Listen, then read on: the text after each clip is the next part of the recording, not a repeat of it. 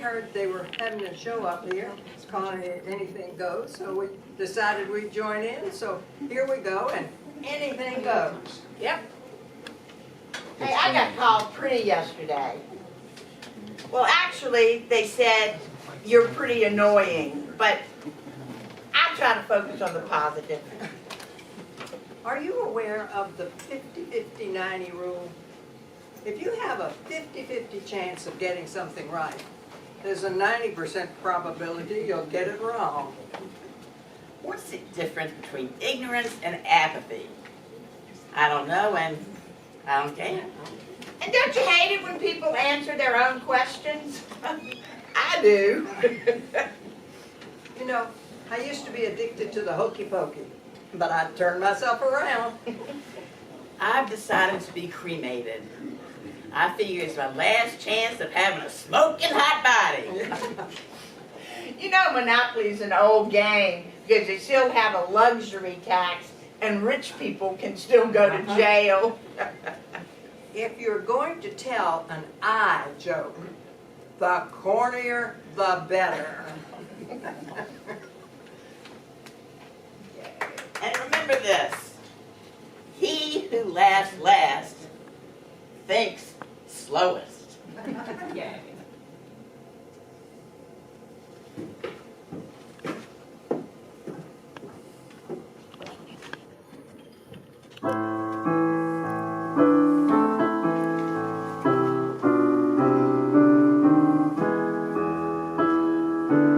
Times have changed, and we've often rewound the clock since the Puritans got a shock when they landed on Plymouth Rock. If today any clock they might try to stem, instead of landing on Plymouth Rock would land on them. In olden days, a glimpse of stocking was looked on as something shocking. Now heaven knows anything goes. Some singers and some actors you might know star in the Salisbury show. 'Cause heaven knows anything goes.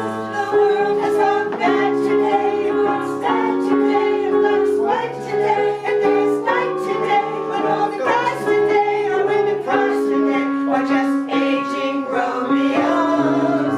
So sit right back and take a gander and don't let your thoughts meander, 'cause heaven knows anything goes.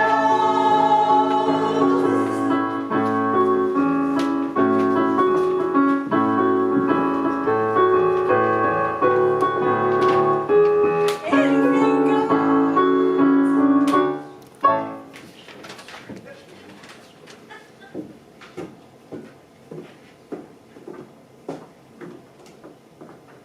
Good evening and welcome to the Forever Young Players' third annual cabaret review, Anything Goes. And I hope that I haven't jinxed it by saying third annual. We are already 3 acts into our show. You have heard our opening live performances with Mike, Roger, and Chris. We have had the Laughing Ladies, Susan, Randy, and Barbara, and you just heard the Anything Goes Ensemble with our theme song, accompanied by Susan, who you will be hearing a lot of through the evening. So, it's time for some of those little pesky announcements. First of all, should there be an emergency, but we're not going to have an emergency. The exit doors are the double doors that you came in through, which will take you to the lobby, which will take you outdoors by the pool. Or you can go out the exit over by the lighting tech, which will take you directly outside. The restrooms are off of the ballroom lobby, and there are also other restrooms. If you follow the art gallery hall, turn right before you get to the swimming pool. We have ushers with flashlights who can assist you. If you need any assistance during the show, just signal and they will come and give you a hand. We will have one intermission, a 15-minute intermission. I will tell you a little bit more about that as we get at intermission. And now, you know the drill. Silence your cell phones and any other device that might make noise. You may take photographs and video, but please don't use flash photography because that could distract the actors. And also be aware of the people sitting behind you so that you don't block their view. We will have some pulsating lights in the second act. If this bothers you, well, just shut your eyes and listen to the music or the words of whatever the piece is that is being performed at that time.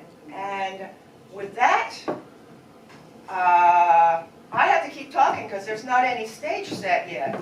So hopefully the stage crew will hurry on up. There should be some rockers out here, 3 of them.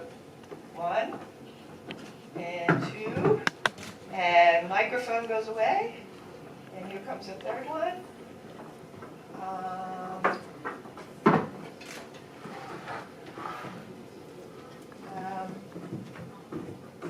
I guess I'll take this one. Okay, well, now that I have 3 rockers, that must mean that the old folks are coming. I see 3 rockers though, so I think the old folks might be having a visitor. So please welcome Ellen, Jim, and Carrie with a sketch from an old folks sketch from the Carol Burnett Show.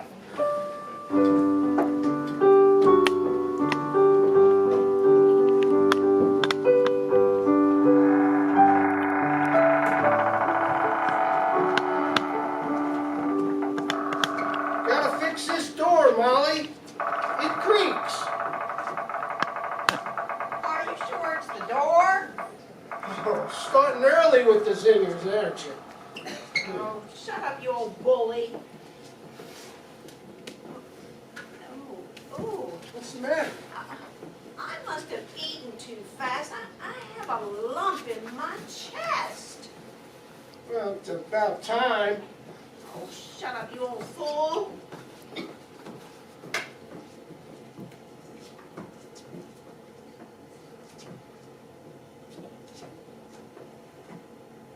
Give me a push, will you? Get mine started for me.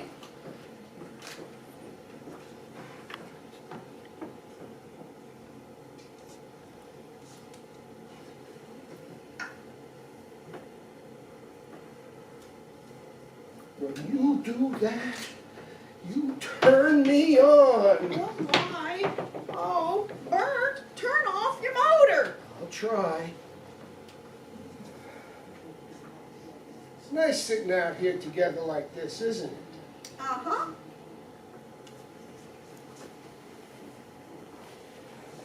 Does that bring back memories? You may bring back my dinner. Oh, you're a doozy, you are. Hey, Molly! Hey, Sonny, come on over. What you ask him to come over here for? You know I can't stand him. Oh, take it easy, Bert. Remember your high blood pressure.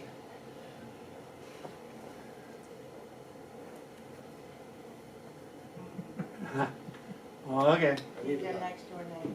Oh, he's our next door neighbor. Just what we need. A 90-year-old hippie. Hey, Molly, baby. Hey, Sonny. What's shaking? Hey. I saw you up here with Bert, and I knew I wasn't going to interrupt anything. Look who's talking. The Maharashi of Medicare. Oh, hey, Sonny. Pull up a chair and have a seat. Bert. Groovy. Take me a minute. Hold on. There we go. I sure hope you're not planning on staying long. You know, 2's company and 3's a crowd. Why don't you go up to Publix and get your meds? Slow as you move, it gives Molly and me 3 hours alone. Oh, let me at him. Oh, Let me at him. oh, take it easy, Bert. Remember your high blood pressure. High blood pressure. Doesn't even come up to his knees. I'm warning you, Sonny. I'll deck you. Don't start with me, Bert. I'm gonna let you have one right in the teeth. The teeth are in a glass in the bedroom. Hey, take it easy, fellas. Hey, Sonny, what is this? That's my medallion. My medallion. That's where he keeps his smelling salts. Hey, Marley, I want to put my arm around you and blow in your ear. Woo, Sonny. Remember how easily you get winded. Sure. Sure he does. Oh, yeah. You better stop making passes at Molly. When it comes to that, I'm in charge. Forget it, Bert. Your charge card expired. Hey, Marley, why don't you ditch Bert and take a trip with me? Ooh, don't tell me you have LSD. Well, sure he does. Lumbago, sciatica, and dropsy. Well, I'll tell you what. I'm off to that new seniors nightclub up the road, JJ's. They've just hired topless waitresses. What do they wear? Nothing but an orthopedic apron. So long, Cookie. So long, Sonny. Don't let the gate hit you where the good Lord split you. I can't stand that guy. Oh, take it easy, Bert. He's our next door neighbor. You're not very neighborly, are you? You're mad, aren't you? Yes, I am. That's all right. You'll get over it once we get inside. We'll see what's cooking. Ain't nothing cooking, Bert. Your pilot light went out a long time ago.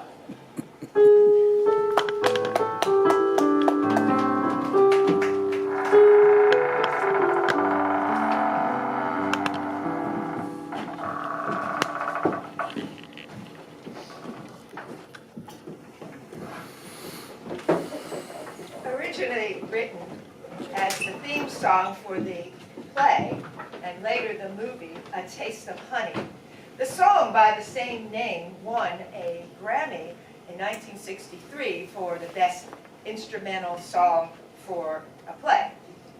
But perhaps the best known version of that is the 1965 instrumental version by Herb Alpert and the Tijuana Brass, which won 5 Grammy Awards. Herb Alpert, at 90, is still touring with the Tijuana Brass. Please welcome Art, who, accompanied by Susan, will give you a performance of this iconic song.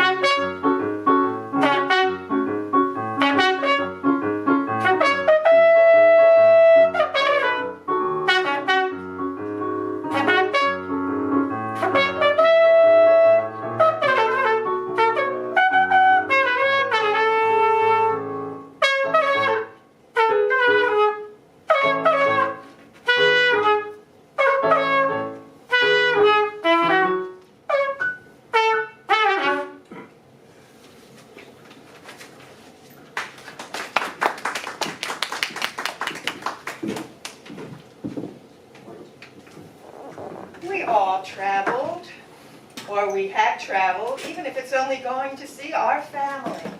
And we probably have some interesting travel stories, or travel travails, to tell about our various trips. Please welcome Sharon, who's going to tell you her tale about moving here to Crossroads.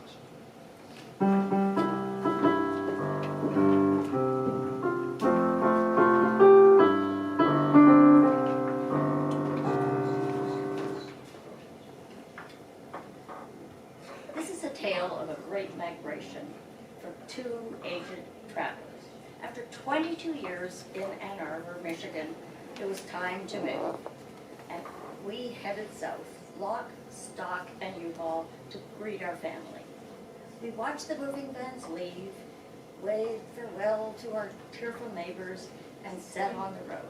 I'm in a UV in a van, and Jack in a U-Haul. We were no strangers to long-distance travels, but this time I decided we were not going to go in carboy. So I say to Jack, see you in Richmond. I am not chasing you all the way there. We started out strong to the outskirts of Ann Arbor, only to find ourselves stuck on the ramp going on the interstate for an hour. Jack became nervous and anxious, decided to turn the truck around, and I followed suit, and we found another route. But he did go up the wrong side of the interstate, his back. We started out strong. We stopped after a few hours, and all was well. But his phone was dying. Why? Because he hadn't charged it? Maybe. Possibly because he hadn't figured out that the U-Haul didn't have a charging port on board. Me, I was less understanding. Dear God, I said to myself, he's so smart, but so dumb. We begin again, and despite my initial reservations about following in convoy, I did. For a time, all went well. We pulled off to the service center to refuel and get coffee, 3 hours away out of Richmond. And other than Jack's cell not working well, or not working at all, we were fine. Jack left the service station first, and I followed a bit behind. Jack turned east, which was the correct way to go, and I turned west. Well, it took me about 30 minutes to get turned around going in the right direction because the interchanges were few and far between. When I did, I hit the gas, and I was driving like a lunatic trying to find this errant U-Haul. Meanwhile, our daughters were being updated.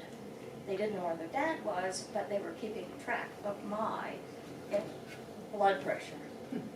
About an hour passed, and I spy the U-Haul. Relief, I think. Oh my, we can finish this journey without any more drama. So I get in the U-Haul, and all of a sudden, I see him, honk, honk, honk. I'm honking the horn, flashing my lights, and no reaction. Okay, fine. I think he's solving some statistical problem, and he's not concentrating. But I'm thinking in my head, what am I going to say to him when he ultimately pulls up, which I'm sure he will. At last, the U-Haul heads off to the truck stop, and I follow quickly behind. I wait, nothing happens. I march up to the truck door, and I bang on it with all my might. The door opens, and a young man looks down at me, confused, and says, "You've been following me." And I say, "Yeah, and you're not my husband." There was nothing more to do than leave, and I did that and started on my way. 2 hours later, I arrived at our daughter's driveway, rattled and but safe. Where was Jack? Who knew? He didn't have a functioning GPS, remember, and he didn't have Kirby's address either. Eventually, he found his way and told me, or told them, some cock-and-bull story about sitting on the side of the interstate for an hour, only to see me fly by like a bat out of hell. Well, we were finally united, a little tired and a lot grumpy. All's well that ends well, and we made it to a welcoming Cross Ridge community and closer to family. Still together, and for better and for worse, until I always remind myself, until death do us part.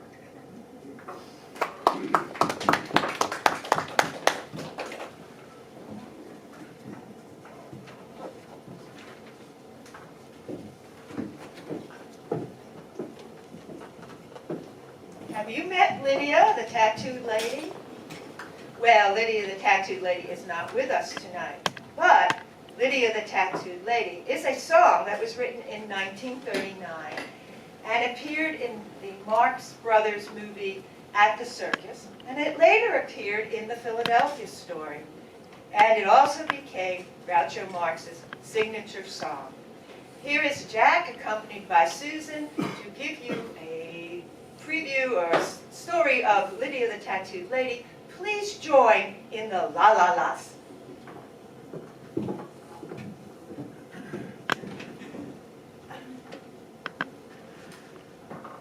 Thank you, Joe. Yeah, so this is Groucho Marx, a favorite song of his, and he first sang it in '39, when he was a young man of 49, and he looked rather like I look now. He also sang it later in life, on talk shows and that sort of thing. And there's also a recording of Kermit the Frog doing this. But anyway, so Lydia.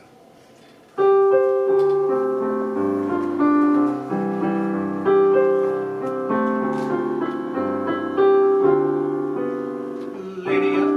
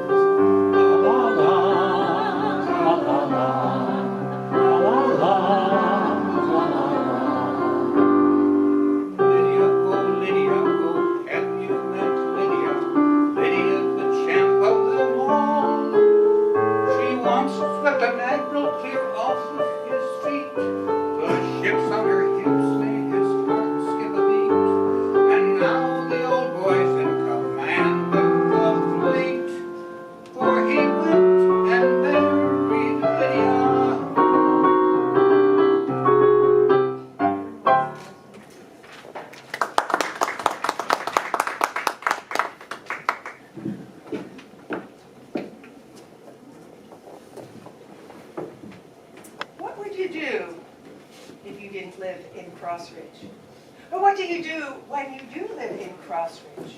Well, your neighbors, Ellen, Randy, Jack, Sylvia, Carrie, Susan, Sandy, and Barbara will tell you what they would do if they didn't live here, and what they do since they do live here.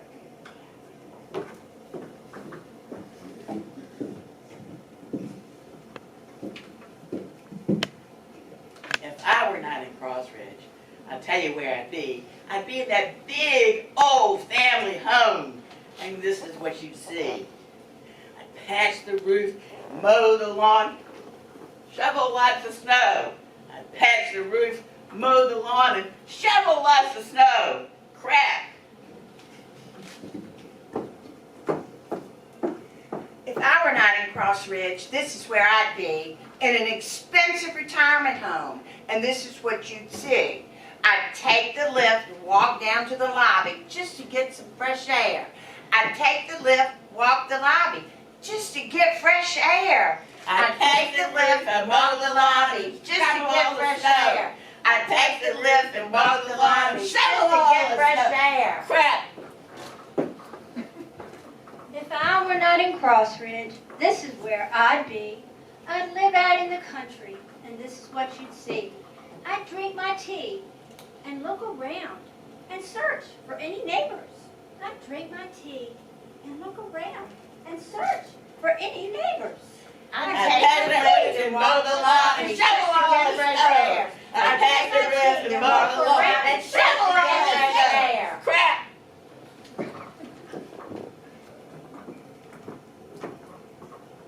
If I were not in Cross Ridge, this is where I'd be, back on the old family farm. And this is what you'd see, milking cows and stacking hay and mucking out the stalls. Milking cows and stacking hay and mucking out the stalls. I'd take the lift and mow the lawn and shovel all the fresh air. I'd take the lift and mow the lawn and shovel all the fresh air. Crap.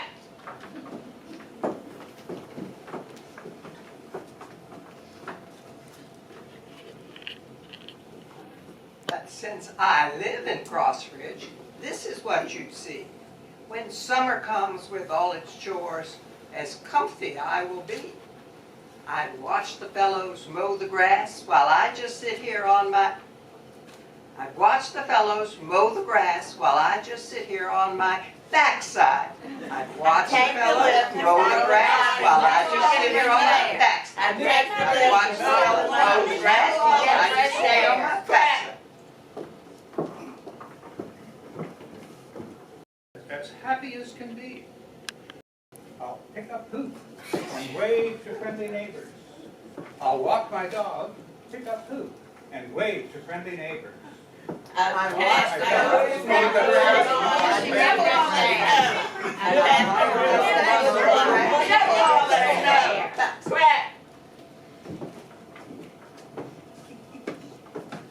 But since I live in Cross Ridge, this is what you'll see. I'll keep myself in tip-top shape, as fit as I can be. Take a swim, play pickleball, and exercise each day. Take a swim, play pickleball, and exercise each day. I'd take the lift and mow the lawn and shovel all the snow. I'd take the lift and mow the lawn and shovel all the fresh air. Crap. But since I live in Cross Ridge, this is what you'll see in case a nasty virus comes. How lucky I will be. I'll lead a busy social life in driveways and garages. I'll lead a busy social life in driveways and garages. I'll take a busy social life in driveways and garages. I'll take a busy social life in driveways and garages. Crap.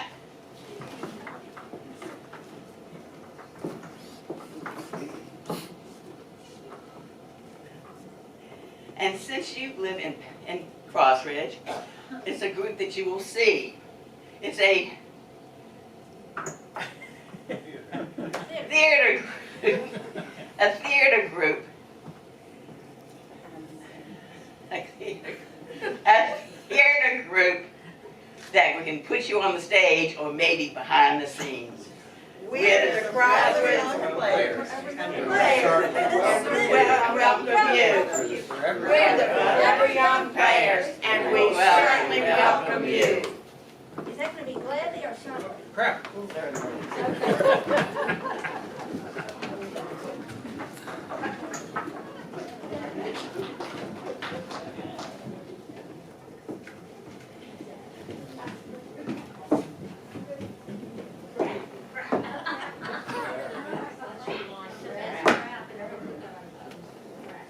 Ugh. Well, now that you know what your neighbors would do if they didn't live in Crossridge, and what they do when they do live in Crossridge, we have reached the end of the first act. So it is time for a 15-minute intermission. We have some savory and sweet snacks for you to enjoy.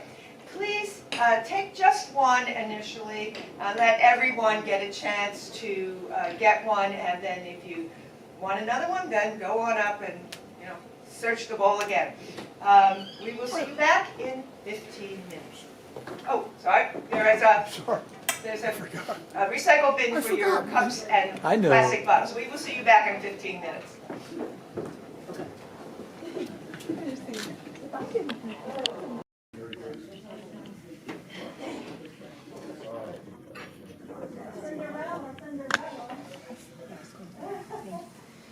Well, I hope you enjoyed the snacks that we had. Shh. Now, You he's just in the there. back. Shh. Hope you enjoyed the snacks, but let me warn you, any rattling of papers while we're performing, and we'll tell them never to serve anything else again. You know, I see people around my age climbing mountains. I'm proud if I can get my leg in my underwear without losing my balance. If a cow can't produce milk, is that a milk dud or an utter failure? A day without sunshine is like, well, night. Some women make fools of men, but most guys are the do-it-yourself type. Hospitality is the art of making your guests feel like they're at home when you wish they were. And you know how some people cause happiness wherever they go? Yes. And then there are those that cause happiness whenever they go. You know, I read recipes the same way that I read science fiction. When I get to the end, I think, well, that's not going to happen. I've often wondered what my parents did to fight boredom years ago before the internet.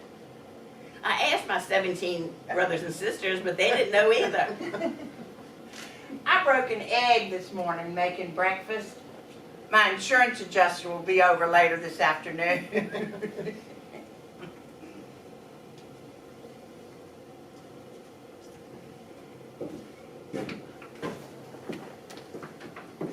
Welcome back, and thank you, Laughing Ladies, for getting our second act on its way.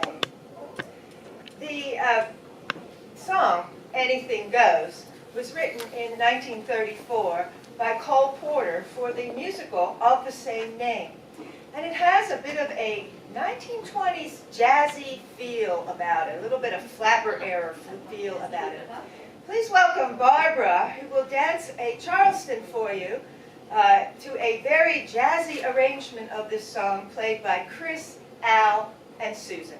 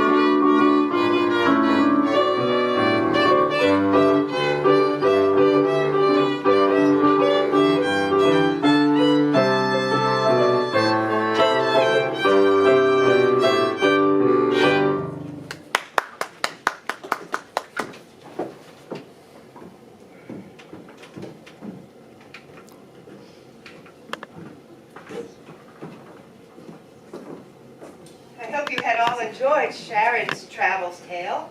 We have some more travel tales for you. Please welcome Christine, who's going to tell you her story about flying, or rather, trying to get to the gate.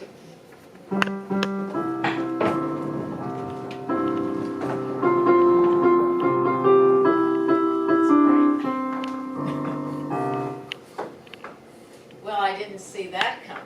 I mean, how could I? I was too engrossed in my cell phone to weigh the danger of stepping onto a moving sidewalk at the Charlotte airport. But step I did, only to be followed by a hard thud down. Sorry. I had enough time as I was going down to factor how embarrassing the situation was going to be. Gosh, I'm sorry. Of course, my phone flew out of my hand first, followed by the entire contents of my purse as my purse went off my shoulder, and then down I went too. And as I was getting near the end of it, all of a sudden there was a lot of noise, and young women were yelling, "The lady, the lady," by which they meant the old lady, has fallen. Well, of course, I wanted to say, "You have to yell so loudly, for heaven's sakes." It drew a crowd, and it was lovely to have an audience. At this point, I was nearing the end of the walking, of the moving sidewalk, and I thought, I better right myself before I get to the end. And I did. I, in fact, did try to do that. But remember, I'm down prone, and as I get in a crouching position, I put my hands in front of me. Every time I do that, they go out from under me, and down I go again, over and over and over again. Think of Lucille Ball in The Chocolate Factory, or Groundhog Day, trying the same thing and getting the same result day after day. Was this my destiny, to live the rest of my life on this eternal loop? So, all of a sudden, I heard almost like a godlike voice from above me saying, "I think I could help you if you'd let me stand over you." And I looked up to see if it was God, but no, it wasn't God. It was a really handsome pilot in full dress uniform. So, of course, I consented. I mean, what choice did I have? And as he put either foot of his on the stable part of the ride, as I was calling it by that time, he put his arms under my shoulders and hoisted me up. And while I was profusely thanking him for all his help, I was also receiving my purse back from the young ladies who had collected everything in it: glasses, tissues, wallet, a tampon. What? Where did that come from? Anyway, I thanked them profusely too. And I really was dying to say, "As you were," but I thought better of it. So what was the next logical step? Of course, I went to the nearest restroom and hid out in a stall for as long as I possibly could, hoping that everyone involved would have been merrily on their way. And mercifully, when I did come out, I didn't recognize anyone as I made my way to the gate. But then, I wasn't making eye contact with anyone.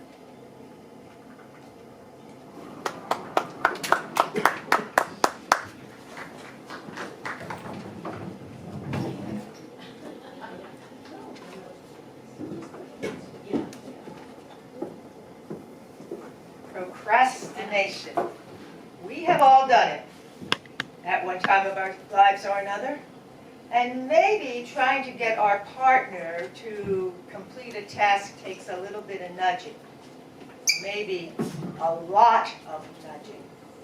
In driveway lights, Roma, as Karen, has been having a really hard time getting Jack, as Tom, to take down the holiday decorations.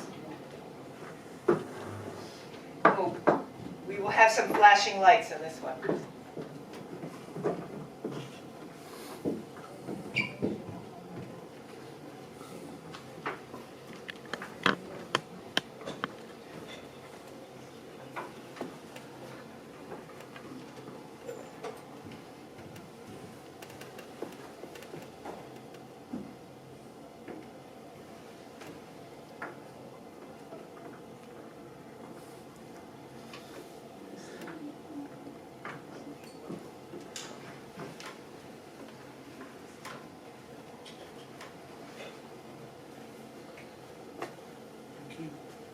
wait on the stage lights until she turns on, so.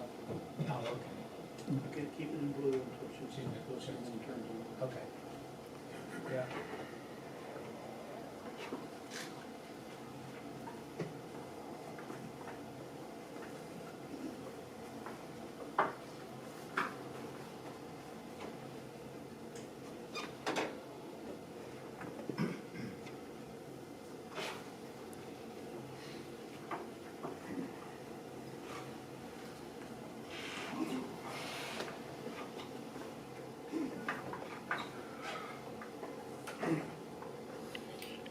Did you put the Christmas tree back in the attic Yes, yes I did. and plastic Santa? Yes, he's in the garage. So is Frosty and Rudolph. The lights? I took them down. I don't know why you have to make such a big thing of this. Tom, it's July.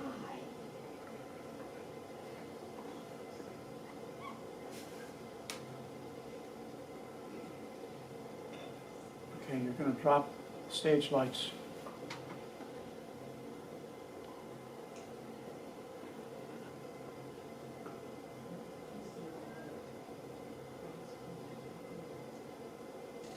I thought you said you took them down. I did. I just thought I'd put them somewhere else.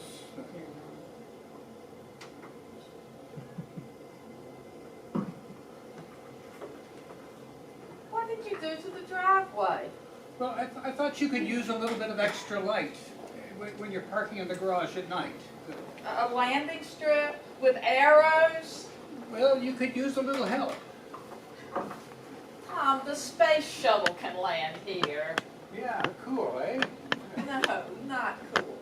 Our garage looks like something out of a sci-fi movie.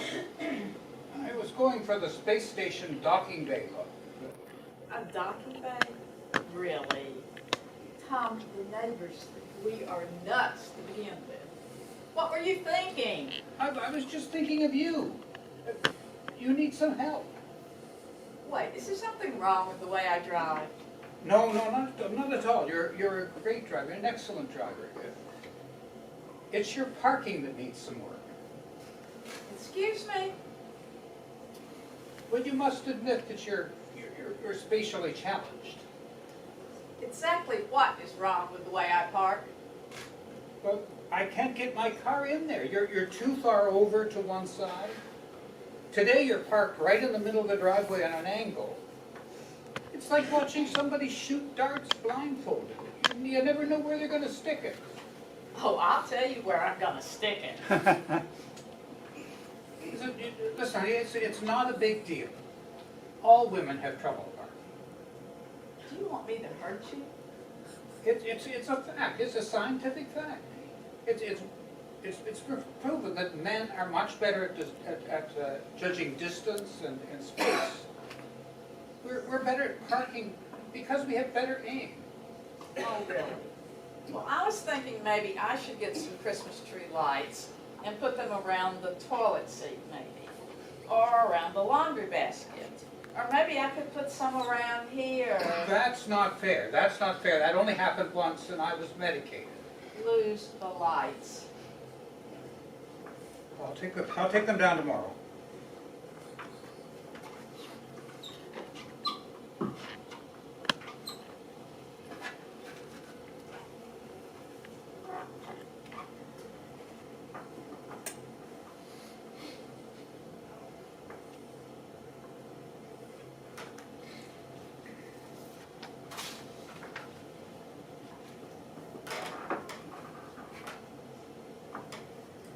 Oh, no, buddy. This docking bay has closed.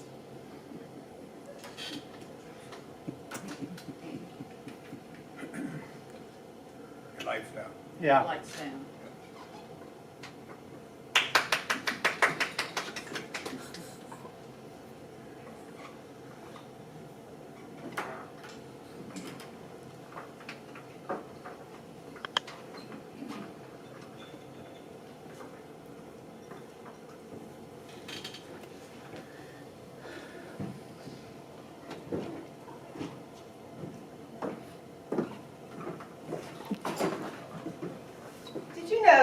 mother, Maybelle Carter, once lived right here in Glen Allen, and she performed on radio stations WRNL and WRVA, and at the Old Dominion Dance Bar. She and her family have won a number of have been elected to the Grammy Hall of Fame and the Country Music Hall of Fame, and they have also received a Lifetime Country Music Achievement Award. Millie, Kelly, and Sylvia have prepared a medley of old-time gospel songs. They will be accompanied by Susan, Chris, and Millie's son Andy, to wonderful tribute to blues gospel that originated right here in our own backyard.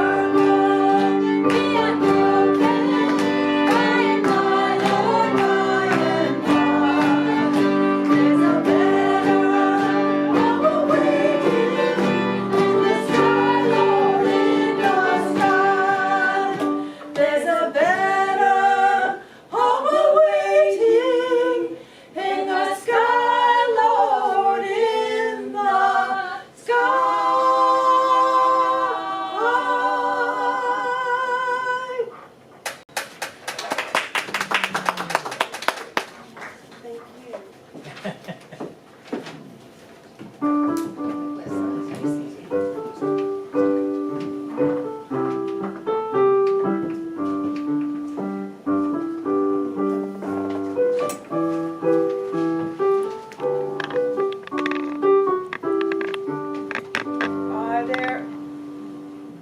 there any fishermen or fisherwomen here? I bet you have some great fish stories to tell. I have one, but it doesn't involve a fish. Please welcome Barbara, who has a tale about a fish tale, or rather, a fishing tale to share with you.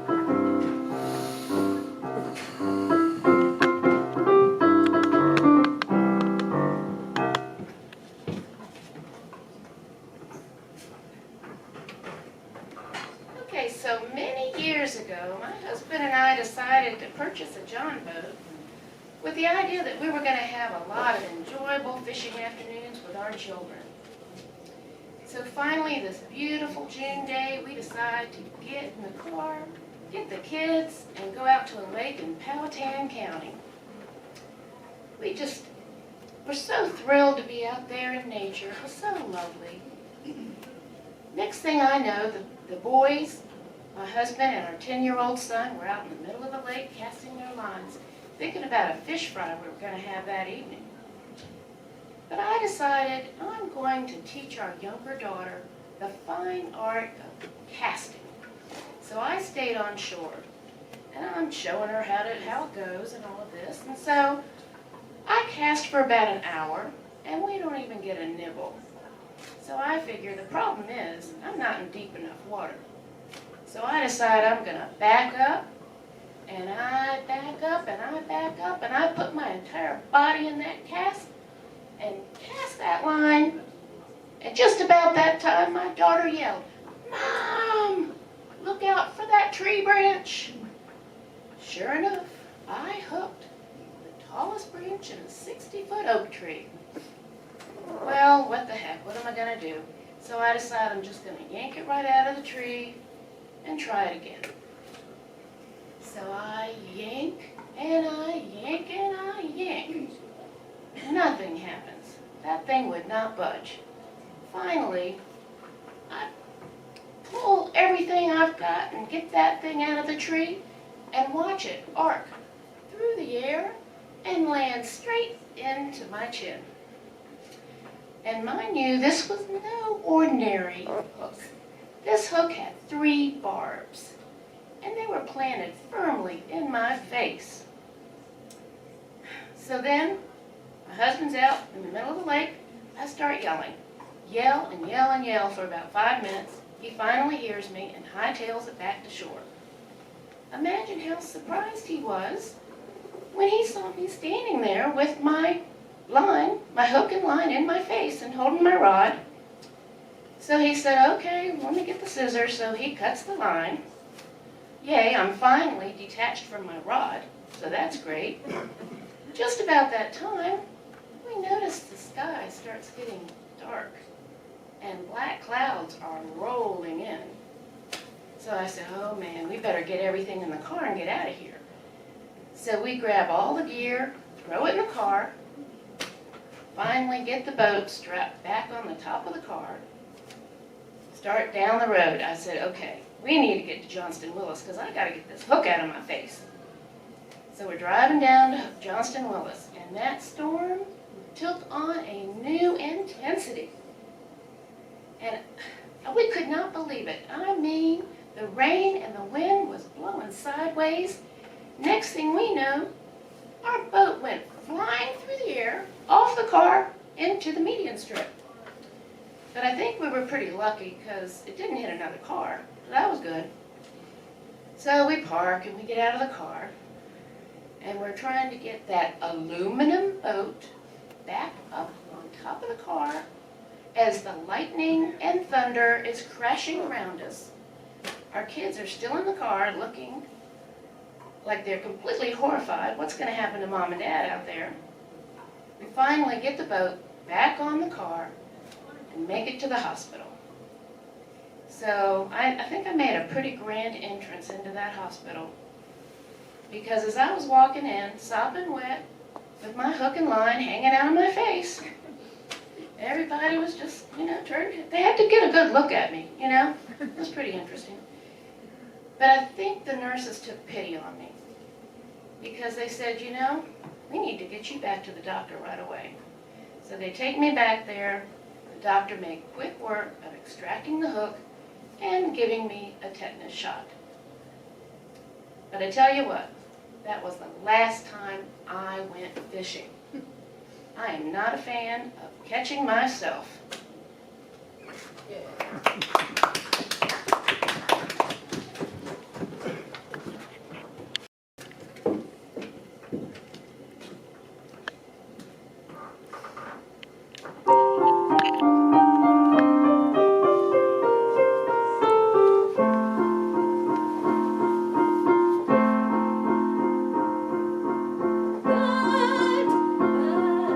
I couldn't go to bed. My heart's too light to try to set it down.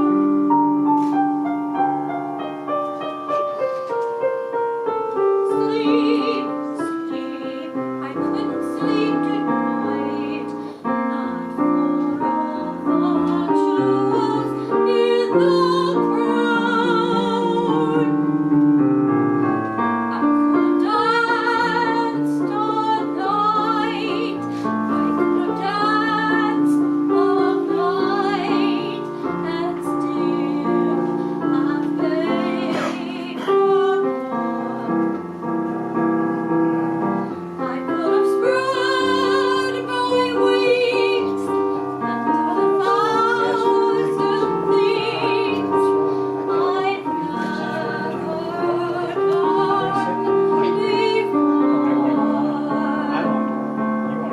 Never know what made it so exciting.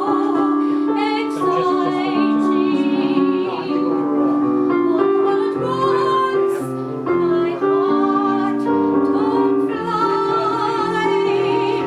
I only know when he began to dance with me. I could dance all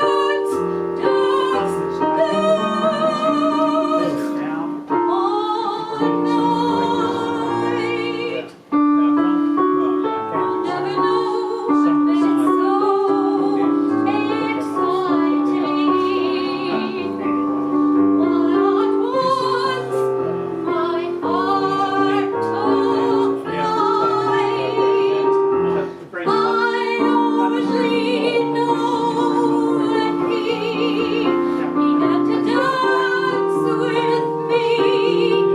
I should have danced, danced, danced all night. Yay!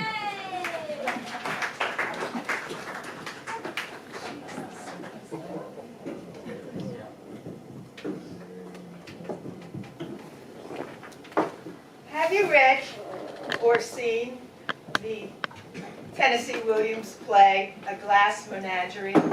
Probably not recently, right? Well, Art is going to give us a short synopsis of this play before he assumes the role of Tom, with Ellen as Laura, in a scene from the play. In Tennessee Williams' play, The Glass Menagerie, a family struggles to hang on to a sense of dignity in their small St. Louis apartment at the end of the Great Depression. The family matriarch, Amanda Wingfield, yearns to bring back the bygone antebellum-like days of lush plantations, cotillions, and southern belles and beaux.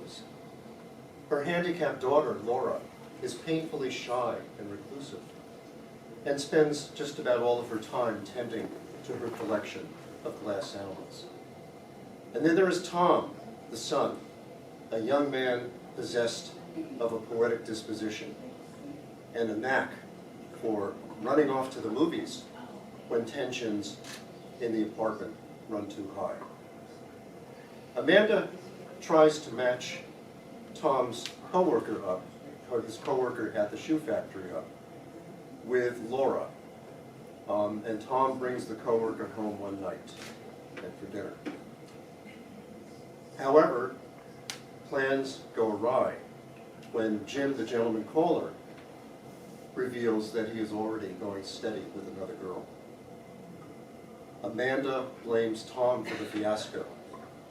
And when Tom predictably says, "I'm going to the movies," Amanda lashes out, "You go then, you selfish dreamer! You go to the moon!"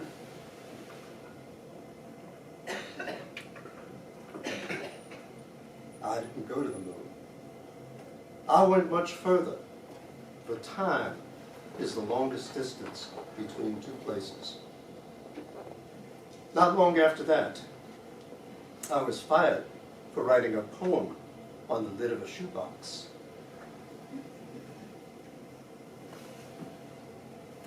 I left St. Louis. I descended the steps of this fire escape for a last time and followed from then on in my father's footsteps, attempting to find in motion what was lost in space. I traveled around a great deal. The cities swept about me like dead leaves, leaves that were brightly colored but torn away from the branches. I would have kept going, except I was pursued by something. It always took me unawares, catching me totally by surprise. Perhaps it was a bit of familiar music. Perhaps it was only a piece of transparent glass. Perhaps I'm walking along a street at night in some strange city before I have found companions. I pass the lighted window of a shop where perfume is sold. I look inside the window and I see pieces of brightly colored glass, tiny transparent bottles in delicate colors, like bits of a shattered rainbow. Then, all at once, my sister touches my shoulder. I look into her, I turn around and look into her eyes. Oh, Laura. Laura, I tried to leave you behind me, but I am more faithful than I intended to be. I reach for a cigarette. I cross the street. I run into the movies, into a bar. I buy a drink. I speak to the nearest stranger. Anything that will blow your candles out. Because nowadays, the world is lit by lightning. Blow out your candles, Laura. And so, goodbye.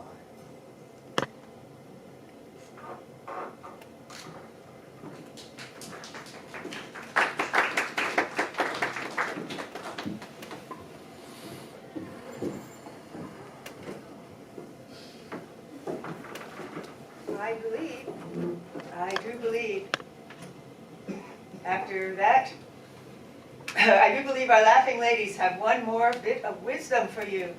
The laughing ladies.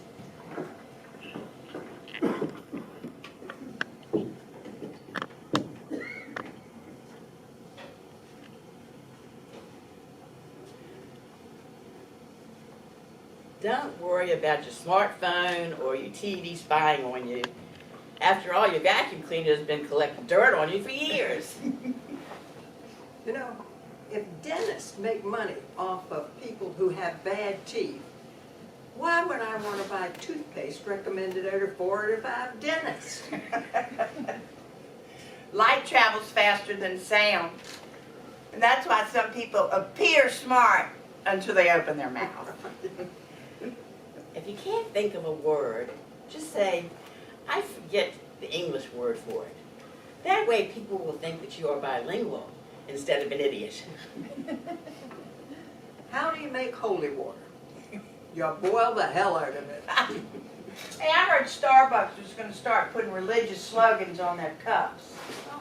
The first one's gonna say, Jesus, this stuff is expensive. Well, you know, Starbucks is not really all that expensive. If you consider what Victoria's Secret charges per cup. You know, I heard that Sugar Ray Leonard and Kareem Abdul-Jabbar were going to start a new sports talk show in the morning. They're going to call it Coffee with Kareem and Sugar. Hey, my son is a bishop, and when he walks into the room, people address him as His Excellency. Well, my son is a cardinal, and when he walks into the room, they all say, Your Eminence. And my son is 6'4", 220 pounds, dark brown hair and very handsome. When he walks in the room, all the ladies say, My God!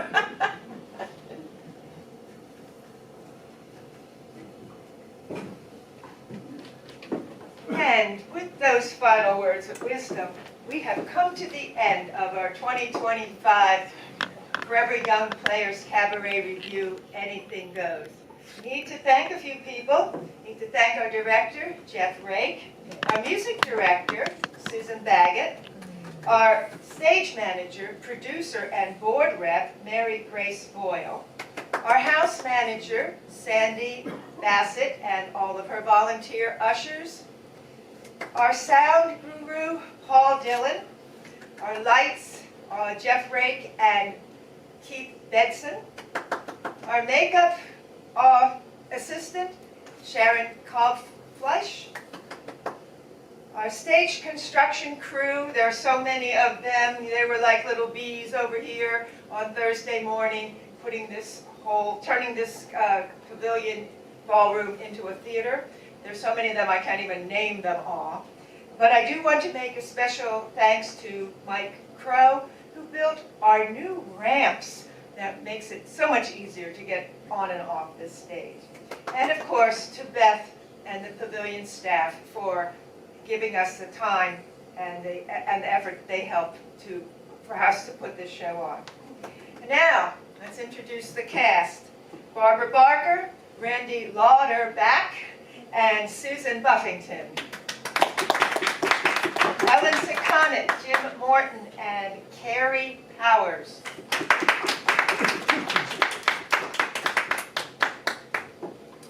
Art Todras, Carol Frey, and Barbara Dillon.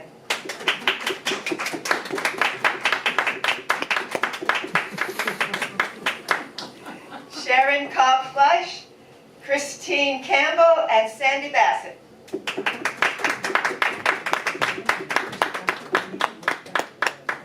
Jack Kovfleisch and Roma Kohlgeiser.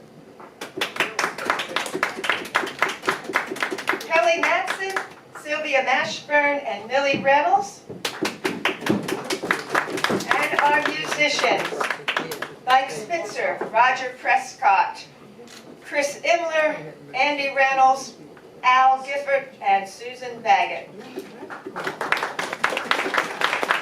Now, we know that there is a lot of talent out there, so please, the next time we put on a play or a cabaret or any one of our Forever Young Player productions, watch for our audition notices and come out and join us. And with this much you know, our show is done. We hope you've all had fun, and that's our show.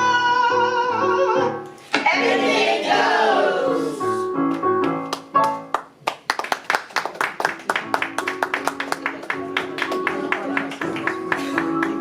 Okay, so